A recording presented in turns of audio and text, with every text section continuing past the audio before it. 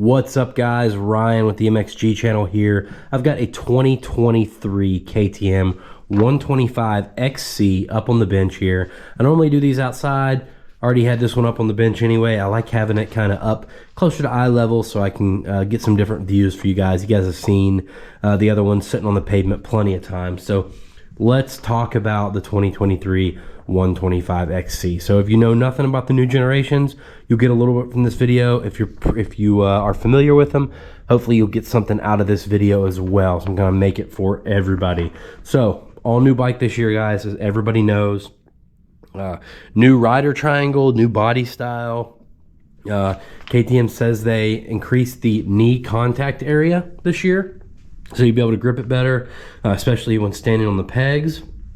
And while we're talking about the pegs, let's just go in a little more. This is the first thing I noticed when I rode my 2023. Something about the shape and the position of these pegs. I don't know what they've done, but they figured it out. It is awesome. Your feet will notice it and thank you right away. They've incorporated a bunch of little cool stuff into the plastic designs, guys, to help with expel mud buildup. So I know back here and at the back part of the front fender, that's supposed to keep mud from building up there. Probably some other places I don't know about. Flatter seat profile. It seems like every year the seats get flatter and flatter, and no change this year for sure. You got that yellow gripper seat cover, like a gripper material. It feels pretty good. I dig it.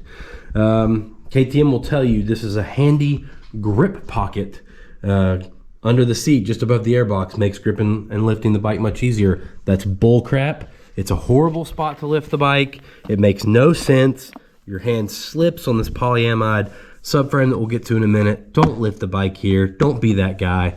Lift it right here where it should be lifted. Plenty of structural integrity. Way more leverage than trying to lift it right here. I'm sure you guys get sick of hearing that, but I'm going to preach that until the day I die. Okay. So the 2023 XC and XCF design takes kind of its cue from the early 90s when purple was one of KTM's predominant colors. So nothing crazy, just a little purple to kind of be a throwback of homage to the 90s. And for me, it's just enough purple. Any more purple, I'd be irritated. That's perfect amount. Great job on there. The new fuel tank, it's 2.24 gallons. It's got I think there's a new fuel cap for this year. Fuel pumps in there.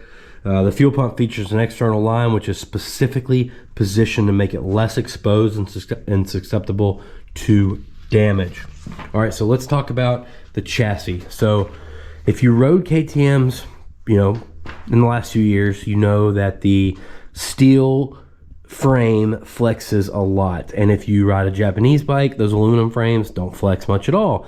So to me, the Japanese bike feels too rigid, and the 19 to 22 gen KTMs and older felt too wallowy.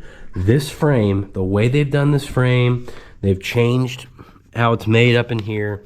Guys, this frame feels right in the middle for me. Now, I admit I haven't spent a lot of time off-road on this frame, but for the motocross track, it feels perfect. So they did thicker frame walls, new shock mounting point on the top I just showed you, supposed to improve anti-squat, better traction out of corners.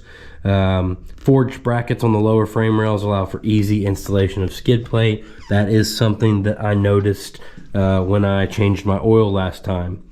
Going to the subframe now, you got the polyamide reinforced aluminum subframe. So if for some reason you missed this in the mini videos we've done, it's a polyamide top part of the subframe, and you've got aluminum legs you can't really see in there. Husky and KTM have the same subframe now. The reason they did this is because the Husky's got a bad rap for the legs breaking right here. So now you get the weight savings and the clean look at the top, but you get the structural integrity of the aluminum legs. And you're not going to have a bunch of people buying KTMs instead of Huskies just solely because of the subframe, because now they have the same subframe. Wheels and tires, you just high strength, lightweight, black alloy rims by Giant, CNC machined hubs. Sharp looking stuff. I mean, this one's got Dunlop Geomaxes. It's got a AT81 on the rear, and I believe it's a 33F on the front. Yes, 33F on the front. So I mean, those tires, you're ready to race right out of the box. New swing arm. I think they reduced the weight by like 200 grams. New 22 millimeter rear axle. So yes, your old wheels will work if you swap the spacers. No problem. New chain guide, new chain guard tab thing here. This tab used to break off on the old generations all the time, and now the way they've got it, that shouldn't be an issue. Same style, easy access airbox right here. Grab here and pull it to open. Airbox is open on the KTMs, although there is it's not completely open as much as it is on the 4-strokes, but the hole right here is open. On the Huskies, this will be closed. Let's talk about the engine a little bit. This makes more torque than any other 125 2-stroke. It's a new engine for this year, guys. It's all new. If you're not familiar, you got a key in throttle body here. You mix your gas on these models, and it's just, it's fuel injected like a 4-stroke is. It's through the throttle body, through the reed block, and into the engine. Like I said, key in EFI, ECU from Vitesco. You get a 54 millimeter bore in the cylinder, but the big thing is you get an electronic exhaust valve, electronic power valve right there, guys. That is huge. That thing is going to allow for more changes and characteristics from different maps. It's auto tuning. You don't need to mess with it. Speaking of maps, you've got your 2 map selector switches right up there. Cylinder head. So let's see if I can get a better view from that over here. 3, 2, 1. All right, guys, for the cylinder head, there's a radiator hose. There's a temp sensor in there, and the KTM write-up says that the water temperature sensor is visible, and you should be able to glance at it and see the temp. I can't see anything in there. It looks like it's got a cover on it. I'm not sure where that readout is supposed to be. I haven't had the tank off yet, but I'll take a closer look at that when I do get that off. Maybe somebody can comment and let me know what I'm missing there. I already told you about the 39 millimeter throttle body. The crankshaft for this year, they tried to reduce weight, but you can kind of see how the whole engine is kind of like diagonal shaped. It's not just because that boss is gone. The transmission actually sits a little lower. So what they tried to do was get the mass centralized and do weight reduction at the same time and put the weight where it needed to be. So they say that with these new crankcases, all the internal components are in the perfect position to achieve the perfect center of gravity while adding the least possible weight. So, the cases are made using a high pressure die cast production process where they can be thinner but more reliable.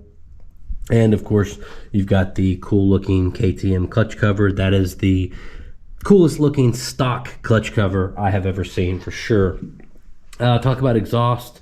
KTM claims they got more ground clearance this year with the exhaust. Kind of looks that way to me, for sure.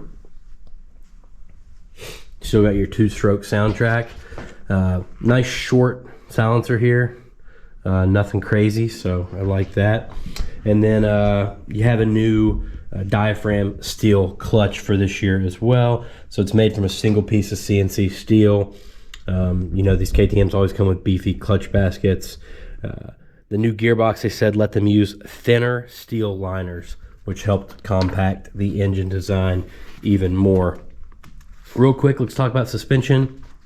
On the XCs, you get the 48 millimeter WP exact stuff. It's very solid stuff. Guys have opinions about it.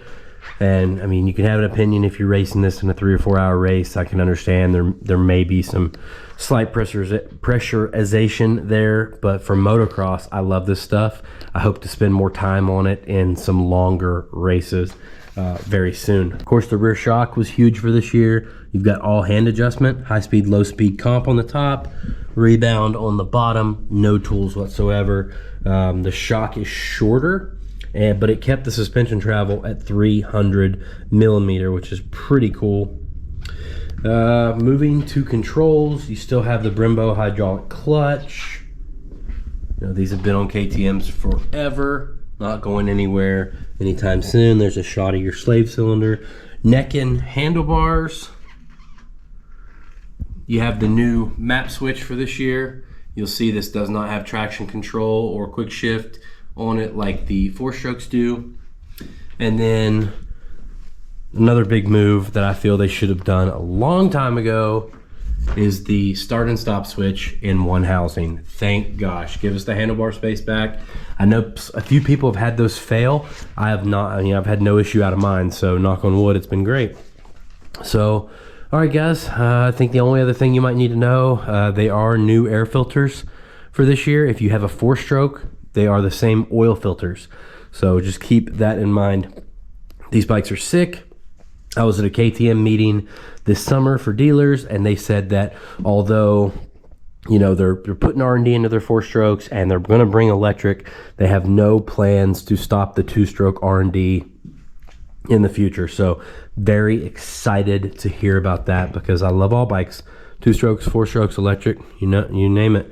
All right, thanks for watching this. Hopefully you got a little piece of information. I'm not going to go into this kind of detail on the next bike, but this kind of gives you an idea of what's new on the 23 125XC. Thanks for watching, guys.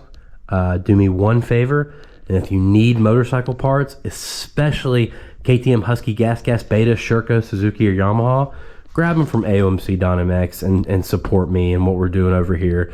The link is the first one in my description. See you all in the next video.